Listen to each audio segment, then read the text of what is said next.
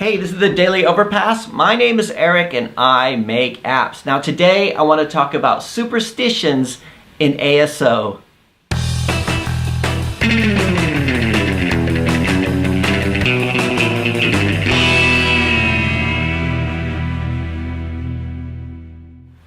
Alright, so early last year I got an email from someone asking me about the ASO for EarSpy. This was before I changed the name from EarSpy to EarAgent. And I was ranking really well for the word spy. I still am, even though it's not in the title, right? But he'd asked me, he sent an email and said, Eric, how come your app is doing so well for the word spy when you use that keyword more than 5 times in the description, which you really shouldn't do? And I emailed him back. I thought, what do you mean I shouldn't mention it more than 5 times in the description?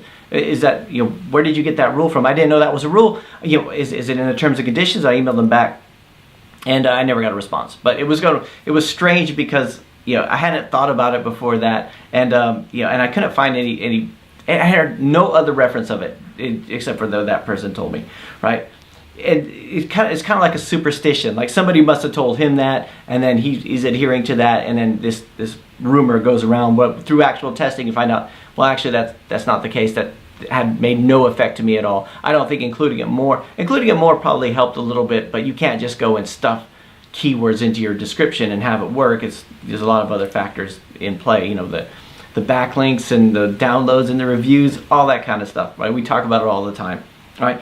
I also get asked a lot about user retention. People say, hey Eric, how do you deal with user retention? I know you said you have millions of downloads, but how many people are actually using it? And I've made a video about this before. I have very bad user retention. Like some people will keep the app for years, but it's a very small percentage. And some people keep it for months. Most people keep it for a day or two. Some people will try it out. Usually, but people are going to uninstall apps if they don't engage with them all the time. It's just the nature of the beast, right? But I still make a really good living with it. But the difference between those two rules, the one about the 5 keywords in the description and the user retention, is that user retention is a rule. Like Google actually tells us, hey, they will reward you for having better user retention, having the app longer, you'll rank better and all this kind of stuff. Luckily, I haven't been affected by that. I know I would do better if I improve user retention, but just the nature of that application, I can't think of a really good way to do that. Right? And I've racked my head trying to think of ways. But so there's that. But the 5 keywords thing, that was just a case of superstition. I always like to think of where superstitious beliefs come from. Like if a cat crosses your path, you'll have bad luck, or if you go under a ladder, you'll have bad luck. And I think eventually at some point someone must have walked under a ladder and then been hit by a bus, or maybe it happened twice or 3 times, but it's not a scientific fact where every time you walk under a ladder something bad happens. I mean, something bad is going to happen anyway, but it becomes a superstition. It gets passed on and passed on and passed on, and then pretty soon you don't go under a ladder. I'll tell you what, if I'm walking through the town and there's a guy up on the ladder cleaning windows, I won't walk underneath the ladder because, why take the risk?